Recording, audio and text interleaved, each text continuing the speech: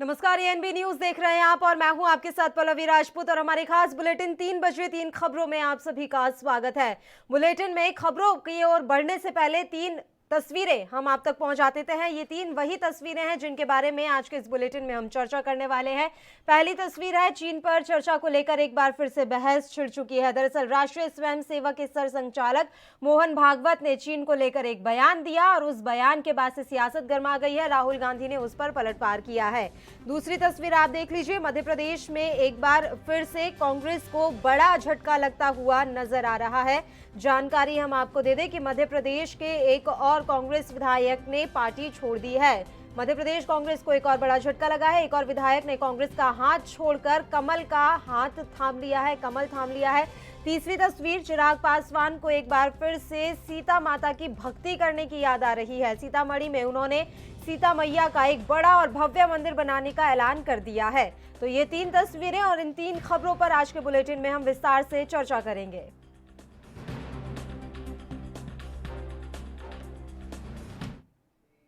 चलिए पहली खबर का रुख कर लेते हैं। राष्ट्रीय स्वयंसेवक संघ के सरसंघचालक मोहन भागवत ने रविवार को राष्ट्रीय स्वयंसेवक संघ की वार्षिक दशहरा रैली को संबोधित किया।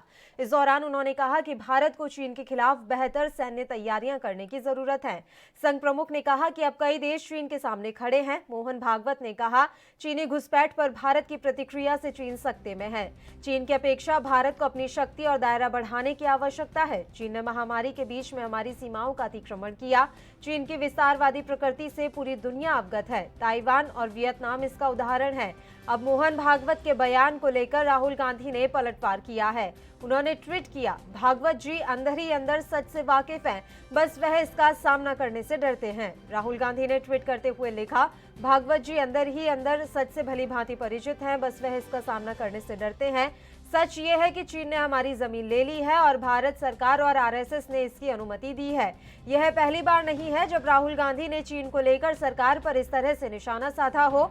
वह बिहार चुनाव के दौरान अपनी रैली और अन्य मौकों पर भी इस मसले को लेकर सरकार पर निशाना साध चुके हैं। तो राष्ट्रीय स्वयंसेवक संघ के सरसंघचालक मोहन भागवत ने रविवार यानी कि आज राष्ट्रीय स्वयंसेवक संघ की वार्षिक दशहरा रैली को संबोधित किया। इस दौरान उन्होंने कहा कि भारत को चीन के खिलाफ बेहतर सैन्य तैयारियां करने की जरूरत है।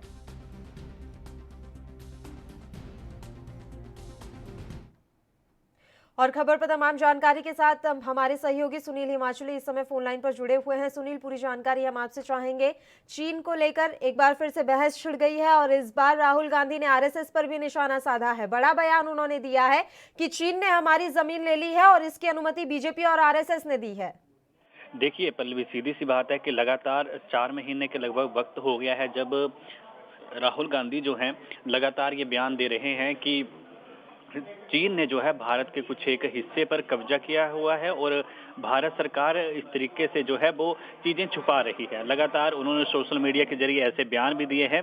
लेकिन अब जिस तरीके से राष्ट्रीय स्वयंसेवक संघ के यानी कि आरएसएस के प्रमुख मोहन भागवत सही संघ के अन्य नेताओं ने आज नागपुर में एक दशहरा समारोह में भाग लिया और इस मौके पर मोहन भागवत ने कहा कि जहां पर उन्होंने चीन का जिक्र करते हुए एलएसी का जिक्र करते हुए कहा कि हमारी सेना की अटूट देशभक्ति और अदम्य वीरता हमारे शासनकर्ताओं का स्वाभिमान रवैया है और हम सब भारत के लोगों के जो धैर्य और नीति का परिचय चीन को पहली बार मिला है। तो मोहन भागवत ने जिस मंच से ये बात कही, जहां पर सच्चाई से जो आज का पर्व जो दशहरा मनाया जा रहा है उसको लेकर जो तमाम वहां पर पूजा अर्चना की गई, उसके बाद जो वहां पर उन्होंने अपनी जो जितने भी आरएसएस के वहां पर कार्यकर्ता थे उनको संबोधित करते हुए कहा कि और इसके साथ ही उन्होंने जिस तरीके से पल भी ये बातें कही कि हमने देश में तनाव पैदा करने वाले सीए विरोधों को भी देखा है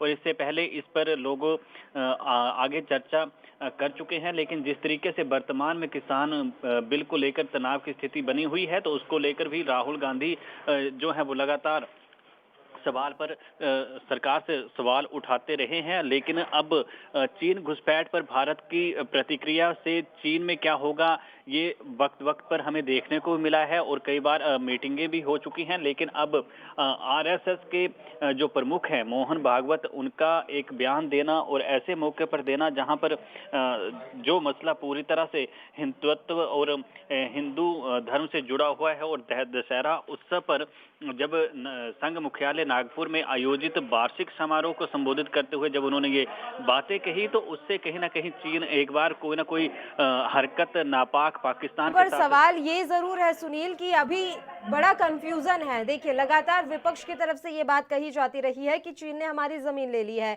वहीं बात सत्ता पक्ष के सने तो उनका साफ तौर पर कहना है कि हमने अभी 1 इंच जमीन भी अपनी नहीं दी है।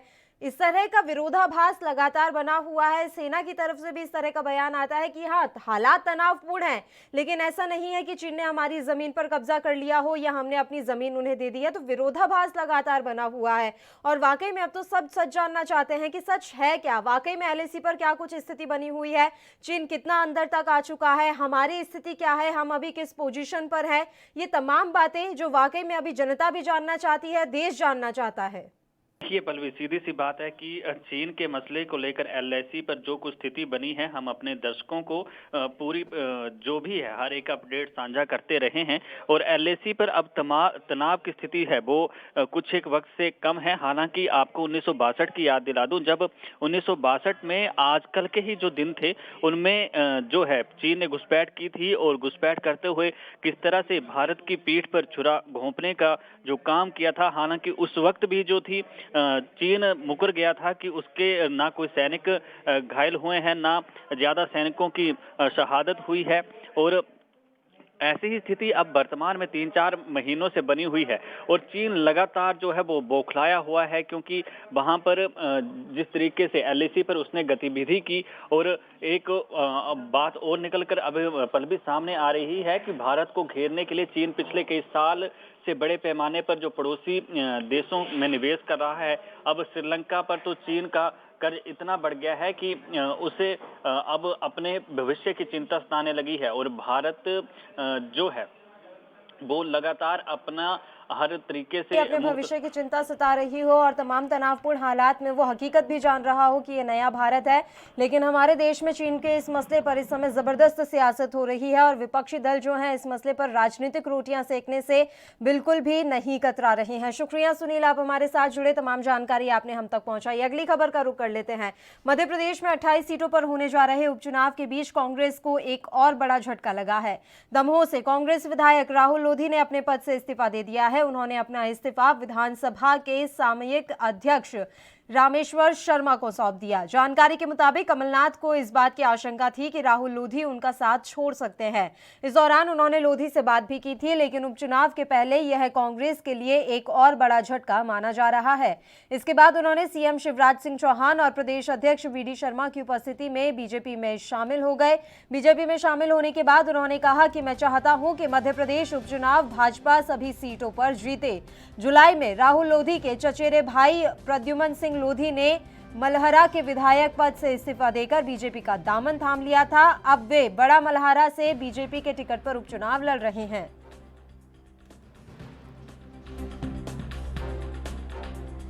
कांग्रेस के नेताओं को यह कहते हुए शर्म नहीं आती क्या पूरी कांग्रेस बिकाऊ है? इतने वर्षों तक जो आपके साथ रहे, आपके साथ काम किया, आपने टिकट दिया और आज आप सबको बिकाऊ कह रहे हैं। सच बात यह है कि आपने जब सरकार थी तो दिग्विजय जी, कमलनाथ जी, आपने पूरे प्रदेश को बेच दिया था। वल्लभ भवन को दलालों की मंडी बना दिया था। विकास के काम ठप्प कर दिए थे। भाई भतीजा बात चला। देखिए, कांग्रेस पार्टी में जो कांग्रेस के राष्ट्रीय अध्यक्ष हैं आदरणीय राहुल गांधी जी, उनके वक्तव्य, उनके विचार और पूरे भारत देश के जितने प्रदेश अध्यक्ष हैं कहीं तालमेल नहीं खाते। कांग्रेस पूर्ण रूप से दिशा खो चुकी है, मर्यादाएं खो चुकी है, महिलाओं का सम्मान बचा नहीं हुआ है। माननीय मुख्यमंत्री शिवराज जी के लिए अभद्र भाषा का इस्तेमाल करते हैं। जहां तक मेरी भारतीय जनता पार्टी ज्वाइन करने की बात है, तो 14 महीने से निरंतर मेरा आग्रह, कम से कम मेरे 10 लेटर होंगे माननीय कमलनाथ जी के लिए, मेडिकल कॉलेज के लिए, विकास के लिए। देखिए, कांग्रेस की जो हालत है मध्य प्रदेश में, कांग्रेस में जिस तरह से गुटबाजी है, कांग्रेस में जिस तरह से राहुल जी और कमलनाथ जी में संघर्ष है, उस सबसे मध्य प्रदेश में कांग्रेस में लोगों को अपना भविष्य नहीं दिख रहा है। और कांग्रेस की सरकार ने जिस तरह से 1.25 साल में लोगों को निराश किया, इसलिए लोग कांग्रेस छोड़ रहे हैं और कांग्रेस छोड़कर भारतीय जनता पार्टी में आ रहे हैं। अगर अच्छे लोग भारतीय जनता पार्टी में आते हैं तो भारतीय जनता पार्टी में स्वागत है। और उसी के अंतर्गत श्री राहुल लोधी जी ने अपने विधानसभा से इस्तीफा देकर भारतीय जनता पार्टी में आए हैं, ये उनका स्वागत है भारतीय जनता पार्टी। और इस खबर पर तमाम जानकारी के साथ हमारे संवाददाता शैलेंद्र पाराशर इस समय फोन लाइन पर जुड़े हुए हैं। शैलेंद्र, पूरी जानकारी हम आपसे चाहेंगे। राहुल लोधी ने कांग्रेस का हाथ छोड़ दिया है और कमल को थाम लिया है, वजह क्या कुछ रही राहुल लोधी के इस्तीफे के पीछे और कांग्रेस पार्टी छोड़ने के पीछे?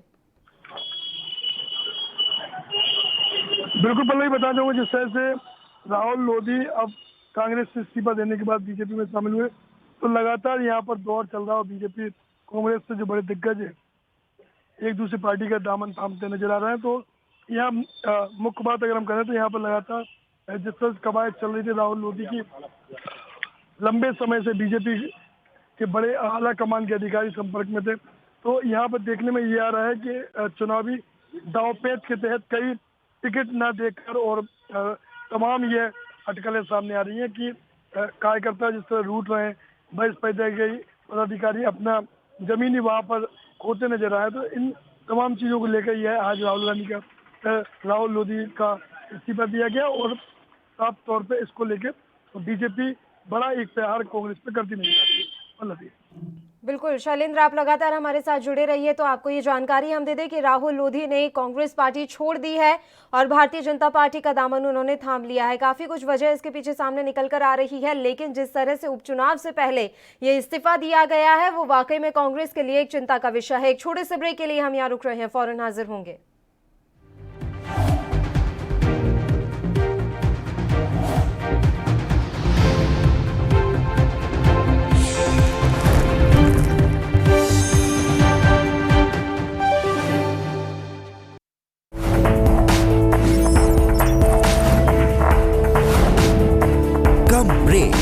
और ज्यादा खबरों के साथ देखिए ANP news in channel number पर। सबसे अलग अंदाज, हम बनेंगे आपकी आवाज, सवालों की धार, खबरों की बौछार, सिर्फ मेरे साथ ANP न्यूज पर।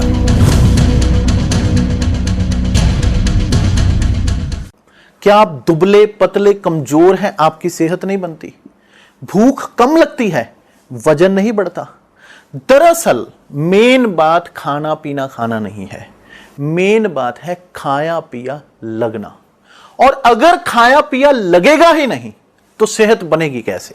इसलिए हमारी संस्था सन्यासी आयुर्वेदा ने एक ऐसी दवा बनाई है जो कि आपके पाचन तंत्र को, आपके लीवर सिस्टम को ठीक करने का काम करती है, ताकि आप जो भी खाएं उसका पूरे का पूरा निचोड़ आपके शरीर को लगे, आपकी भूख बढ़े, खाया पिया सही से लगे, नया खून बने, हड्डियों में जान आए, वजन बढ़े, ताकत बढ़े, चेहरे पर नूर आए और आप मोटे तगड़े खूबसूरत पर्सनैलिटी के मालिक बन जाएं। यह दवा पूरी तरह से आयुर्वेदिक होती है। इसका शरीर पर कोई भी साइड इफेक्ट, कोई भी नुकसान या दुष्प्रभाव नहीं होता। लड़के लड़कियां दोनों इसका इस्तेमाल कर सकते हैं और पहले 15 दिन के अंदर ही आपको इसका असर महसूस हो जाएगा। सिर्फ 650 रुपए की पूरे 1 महीने की दवा होती है और आप इसे घर बैठे 01145454545 पर फोन करके दवा मंगवा सकते हैं।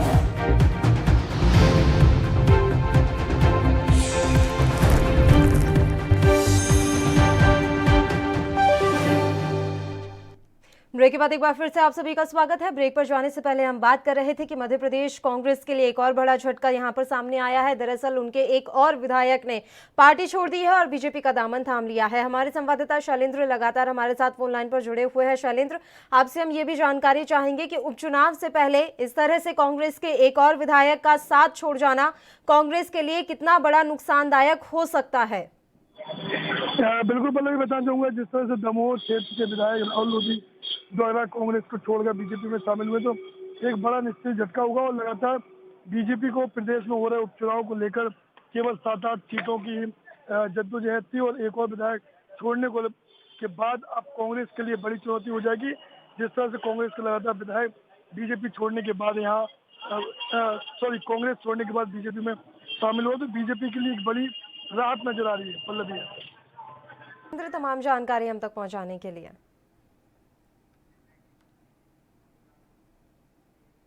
रुक करते हैं अगली खबर का। लोक जनशक्ति पार्टी के प्रमुख चिराग पासवान ने रविवार सुबह सीतामढ़ी में माता सीता की जन्म स्थली पर पहुंचकर दर्शन पूजन किया। उन्होंने कहा कि लोजपा की जो अगली सरकार बनेगी उसी में हम मंदिर की आधारशिला रखेंगे। यह पूछे जाने पर कि क्या बिहार में आपकी सरकार बनने जा रही है, इस पर चिराग बोले, बिल्कुल हमारी सरकार बनेगी। कम से कम जो मुख्यमंत्री हैं वो दोबारा मुख्यमंत्री नहीं रहेंगे और भाजपा के नेतृत्व में हम भाजपा लोजपा सरकार बनाएंगे। गौरतलब है कि चिराग पासवान लोजपा के घोषणा पत्र में भी सीतामढ़ी में माता सीता का भव्य मंदिर बनवाने का ऐलान कर चुके हैं।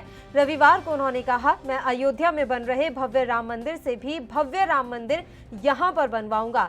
इसके पीछे मेरी आस्था तो है ही, यह भी है कि यहां भव्य मंदिर बनेगा तो आसपास के इलाके का विकास होगा और एक मजबूत इंफ्रास्ट्रक्चर खड़ा होगा।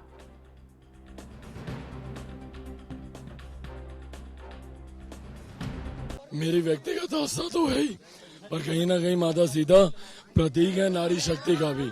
हम लोग आज जब नारी सशक्तिकरण की बात करते हैं तो माता सीता का को भी उस तरीके से मैं चाहता हूं जिस तरीके से अयोध्या में एक भव्य राम मंदिर का निर्माण हो रहा है उससे ज्यादा भव्य मंदिर का निर्माण यहाँ पर माता सीता के लिए किया जाए।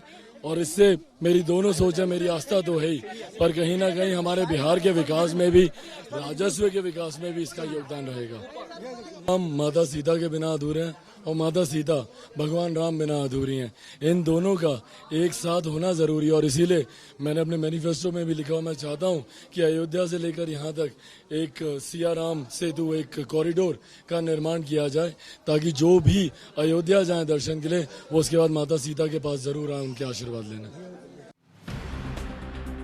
पार्टी के प्रमुख चिराग पासवान ने रविवार सुबह सीतामढ़ी में माता सीता की जन्म स्थली पर पहुंचकर दर्शन पूजन किया। उन्होंने कहा कि लोजपा की जो अगली सरकार बनेगी उसे में हम मंदिर की आधारशिला रखेंगे। यह पूछे जाने पर कि क्या बिहार में आपकी सरकार बनने जा रही है तो चिराग बोले, बिल्कुल हमारी सरकार बनेगी। कम से कम जो मुख्यमंत्री हैं वो दोबारा मुख्यमंत्री नहीं रहेंगे और बीजेपी के नेतृत्व में हम बीजेपी लोजपा सरकार बनाएंगे। गौरतलब है कि चिराग पासवान लोजपा के घोषणा पत्र में भी सीतामढ़ी में माता सीता का भव्य मंदिर बनवाने का ऐलान कर चुके हैं। रविवार को उन्होंने कहा, मैं अयोध्या में बन रहे भव्य राम मंदिर से भी भव्य मंदिर यहां पर बनवाऊंगा। इसके पीछे मेरी आस्था तो है ही, यह भी है कि यहां भव्य मंदिर बनेगा तो आसपास के इलाके का विकास होगा और एक मजबूत इंफ्रास्ट्रक्चर खड़ा होगा। तो एलजेपी के प्रमुख चिराग पासवान लगातार सीतामढ़ी में इस तरह के दौरे कर रहे हैं और यहाँ पर माता सीता का एक भव्य मंदिर बनाने की बात कह रहे हैं। आज भी वह सीतामढ़ी पहुंचे और माता सीता की जन्मस्थली पर पहुंचकर उन्होंने दर्शन पूजन किया, जिसकी तस्वीर भी आप देख सकते हैं। यहाँ पहुंचे वे इन्होंने माता सीता का आशीर्वाद लिया, पूजा यहाँ पर उन्होंने की है।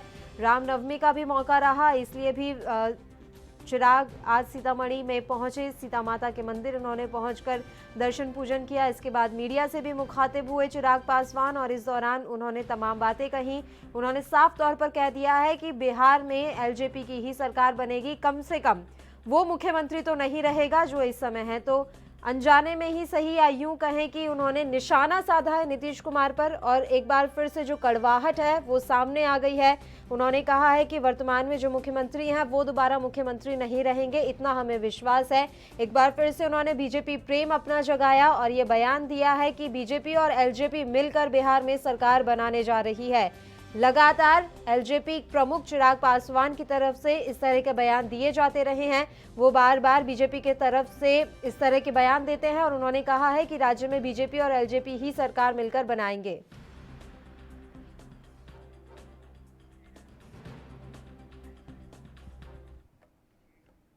और खबर पर तमाम जानकारी के साथ मेरे सहयोगी सुनील हिमाचली इस समय फोन लाइन पर जुड़े हुए हैं। सुनील, आपसे जानकारी चाहेंगे, चिराग पासवान का माता सीता के प्रति इतनी ज्यादा आस्था ये अचानक से कैसे उमड़ पड़ी है? साफ तौर पर कह रहे हैं और बार बार कह रहे हैं कि माता सीता का भव्य मंदिर बनवाऊंगा। देखिए पल्लवी, आपको भी पता है कि जब चुनाव आते हैं तो चुनावों के दिनों में हर कोई चुनाव पार्टी, हर कोई नेता लोगों को लुभाने के लिए हर तरह तरह के बयान देता है। और जिस तरीके से अब चिराग पासवान, अब जिनके ऊपर एक तो पार्टी की जिम्मेवारी और वर्तमान में चुनाव और जिस एक दर्द से वो अभी उभर के आए हैं, और अब वादे तो लोग करते हैं, नेता लोग अक्सर ऐसे बातें करते हैं, तो उनमें से कुछ एक होते हैं जो वादों को करने के बाद, सत्ता में आने के बाद कई बार ऐसे होते हैं कि काम में इतने व्यस्त हो जाते हैं कि वादों को ही भूल जाते हैं कि जनता से कितने वादे उन्होंने किए हैं। और आज कई ऐसे मंच हैं जहां पर कई नेता कई तरह के वादे कर रहे हैं। और बिहार में चुनाव की तारीख जैसे जैसे पल्लवी नजदीक आ रही है, वैसी सभी पार्टियां और जितने भी नेता हैं सभी एक दूसरे पर हमलावर होते हुए दिखाई दे रहे हैं। पक्ष विपक्ष के ऊपर कई आरोप लगा रहे हैं, एक दूसरे के खिलाफ बयानबाजी तेज हो गई है। और इसी बीच जो है वो लोक जनशक्ति पार्टी के राष्ट्रीय अध्यक्ष चिराग पासवान ने जिस तरीके से आज सीता माता के भव्य मंदिर के निर्माण की बात कही और सुबह सुबह ही उन्होंने ट्वीट कर दिया कि फिर मुख्यमंत्री नीतीश कुमार पर उन्होंने निशाना साधा। और उन्होंने अपने ट्वीट में कहा कि अखबारों में भाजपा ने बड़े बड़े इश्तेहार देकर जिस तरह से अपना प्रमाण पत्र दिया है, इसके लिए उन्हें धन्यवाद, लेकिन अब भी नीतीश कुमार को प्रमाण की जरूरत है। उन्होंने कहा कि जिस तरह लगातार एलजेपी प्रमुख चिराग पासवान नीतीश कुमार के प्रति जो उनकी कड़वाहट है वो सामने लेकर आ रहे हैं, लेकिन बीजेपी को लेकर अभी भी एक सॉफ्ट कॉर्नर है और उन्हें ये उम्मीद है कि राज्य में बीजेपी और एलजेपी मिलकर ही सरकार बनाएंगे। शुक्रिया सुनील तमाम जानकारी हम तक पहुंचाने के लिए। और इसी के साथ हमारे इस बुलेटिन में इतना ही। मुझे दीजिए इजाजत। देश प्रदेश की तमाम ताज़ा और अहम खबरों के लिए आप देखते रहिए ANB न्यूज़। नमस्कार।